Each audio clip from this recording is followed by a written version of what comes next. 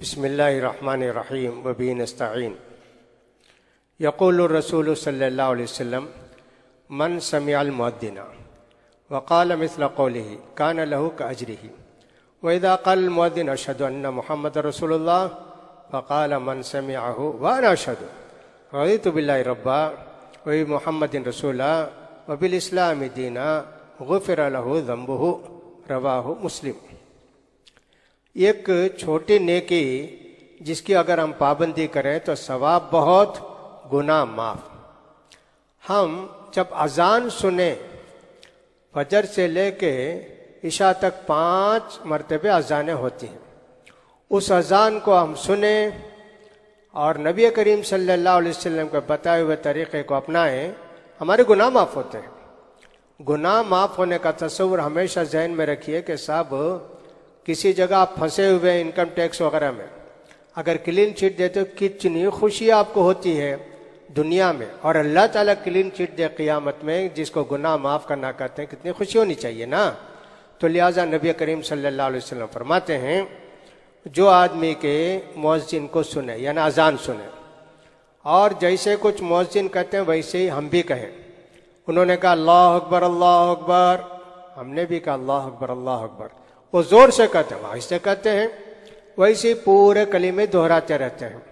جب مؤذن کہتے ہیں حی علی الصلاۃ اور حی علی الفلاح، اس وقت ہم لا حول ولا قوت الا باللہ پڑھتے ہیں، یہ 4 مرتبے، پھر باقی اذان کا جواب دیے۔ پھر اس کے بعد کیا کیے؟ دعا پڑھے۔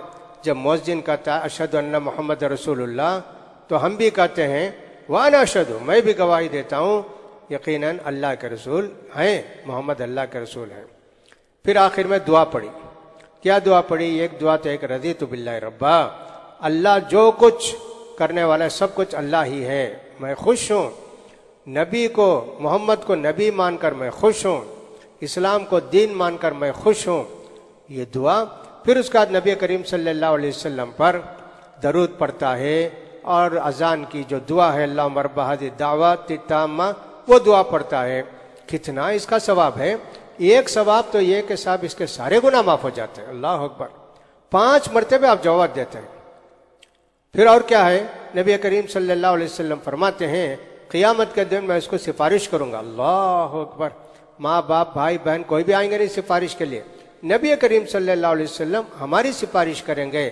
آپ سوچئے اذان کے کلمات کو دہرانا، اور اس کے بعد اذان کے کلمات کو دہرا کر دعا پڑھنا، نبی کریم پر درود بھیجنا، کتنا بڑا ثواب ہے۔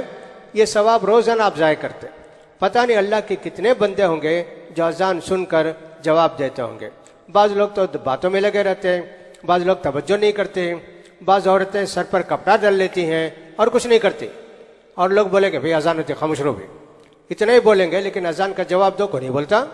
دیکھیں کتنی چھوٹی نیکی اور کتنا بڑا ثواب ہے اللہ کے پاس، لہٰذا اس کا خیال کرنا چاہیے۔ آپ اس کو معمول بنائیے، اذان ہوگی تو ساری مصروفیات کو چھوڑ دیا۔ کبھی ایسا ہوتا ہے کہ آپ قرآن پڑھتے رہتے ہیں، اذان ہوتی ہے، کوئی بات نہیں، قرآن پڑھیے، جب اذان ختم ہو جائے تو اس وقت پوری اذان کا جواب دے کر دعا پڑھ لیجئے، ایسے بھی ہو سکتا ہے۔ کبھی آپ لیٹرین میں ہیں، وہاں اذان کی آواز آ رہی ہے، وہاں تو آپ جواب نہیں دے سکتے نا، پوری ضرورت اپنے پوری کی لیٹرین میں باہر آئے، اذان کے کلمات کو دہرایا، لا حول ولا قوت الا باللہ بھی پڑھا، اور اس کے بعد اذان کی دعا پڑھے، تو الحمدللہ یہ نیکی آپ کو ملے گی۔ کوئی مجبوری ہے فوراً جواب نہیں سکتا اذان کا، تو ٹھیک ہے، اذان ختم ہونے کے بعد صحیح نماز سے پہلے پہلے، اقامت سے پہلے پہلے آپ اذان کو یاد کیجئے اور اس کے کلمات کو دہرا کے اللہ کے رسول پر درود بھیج کر آپ دعا پڑھ لیں گے تو انشاءاللہ ثواب ضرور آپ کو حاصل ہوگا۔ لہٰذا اس کا خیال کرنا چاہیے۔ اللہ تعالیٰ مجھے اور آپ کو توفیق دے۔ سبحان اللہ والحمد للہ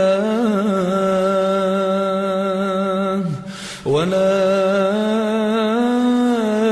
الہ الا اللہ واللہ اکبر۔ سبحان اللہ